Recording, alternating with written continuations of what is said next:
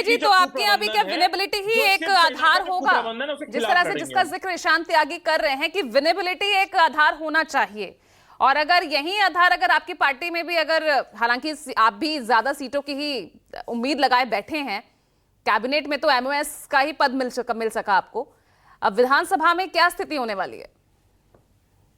ठीक जी पूजा जी, अभी हमारे त्यागी भाई और हमारे किशोर भाई जो भी कुछ कह रहे थे उस पे ध्यान में रखते हुए मैं इतना ही कहना चाहूंगा कि सुबह होते हैं पैगामे शाम होते हैं, तल्ख जिंदगी लम्हे लम्हे तमाम होते हैं, कब किसने देखा है गर्क होती दुनिया को, हुक्मरा मालिक है फितरत मकाम होते हैं। तो ये फितरत मकाम रखने वाले कांग्रेसी और हमारे किशोर भाई को मैं कहना चाहूंगा, अरे किशोर भाई कैसे आप गए डिबेट करने के लिए? आप ही अपने शब्दों में कहे थे ना कि जिस दिन आदरणीय एकनाथ शिंदे साहब का एक भी सीट महाराष्ट्र में आ गया तो मैं राजनीति छोड़ दूंगा, मैं कभी किसी टीवी की डिबेट के ऊपर नहीं आऊंगा। किस मुंह लेकर के आज टीवी डिबेट न्यूज 24 पे आप खड़े हैं? नंबर एक। नंबर दो, हमारे धनंजय गिरी जी ने कहा छोटे बड़े भाई के रूप में, आपने भले प्रश्न नहीं किया पूजा जी, लेकिन मैं इस प्रश्न का जवाब मैं देना चाहूंगा। बिल्कुल, सच तो है कि महाराष्ट्र के विषयों उठो को लेकर के राष्ट्र तक अगर देखा जाए तो दलीय स्थिति को मद्देनजर रखते हुए कोई राजनीतिक पटल पे बड़ा भाई के रूप में अगर उभर के आया है तो क्या बातें सत्य नहीं है कि आदरणीय नरेंद्र मोदी जी के नेतृत्व में भारतीय जनता पार्टी बड़ा भाई के रूप में राजनीतिक पटल पे आए हुए? मैं छाती ठोके कहना चाहूंगा, गर्व से कहना चाहूंगा कि महाराष्ट्र में बड़े भाई के रूप में आदरणीय नरेंद्र मोदी जी को मैं अपना नेता मानते हुए उनके नेतृत्व में भारतीय जनता पार्टी आने वाला विधानसभा महाराष्ट्र में चुनाव लड़ेगी। शिवसेना के एक प्रवक्ता होने के नाते मैं अधिकार पूर्व बड़े सिद्धता से कहना चाहूंगा पूजा जी। रही बात किसके नेतृत्व में?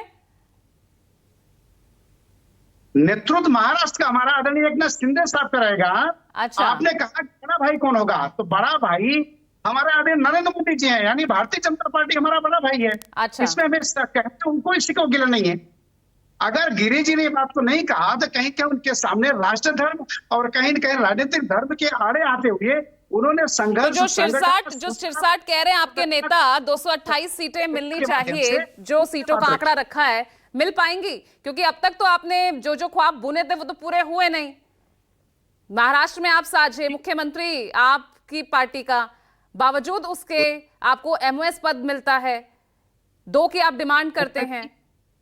पूजा जी क्या पद मिलता है, क्या शेयर एंड सीटिंग हमारी होती है, उस पर हम न ध्यान रखते हुए जिस तरह से वर्तमान समय में शिवसेना आदरणीय एकनाथ शिंदे साहब के नेतृत्व में भारतीय जनता पार्टी के साथ उस धर्म को निर्वाह कर रही है। जो सवाल भी तो आपके नेता ही उठा रहे हैं ना, श्रीरंग पांडे, उन्होंने ही कहा कि भाई 7 सांसदों वाली पार्टी, उसमें भी एमओएस हमें मिला।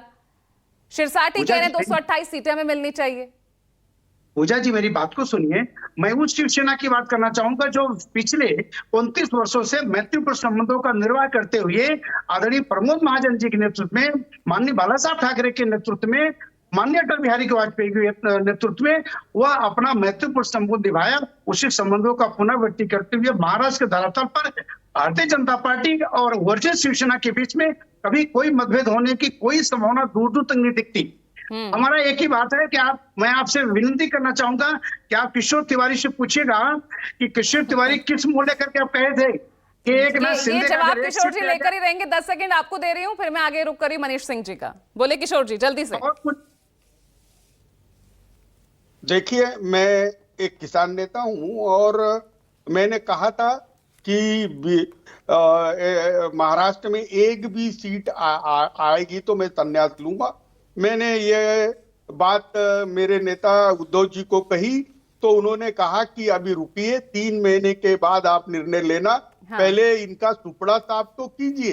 तो जरा मैं सुपड़ा साफ करना अभी मेरा बाकी है और मैं करूंगा। अब ईडी और सीबीआई के भय से गए हुए लोग ओरिजिनल कहां से हो गए मुझे मालूम नहीं, लेकिन महाराष्ट्र में इनका सुपड़ा साफ होने वाला है। उद्धव जी के नेतृत्व में ही चुनाव लड़ा जाएगा। और मैं अभी बता रहा हूं कि जब तक आर्थिक कार्यक्रम हम लेके नहीं आते तब तक महाविकास आघाड़ी को भी वोट मिलने वाले नहीं है। चलिए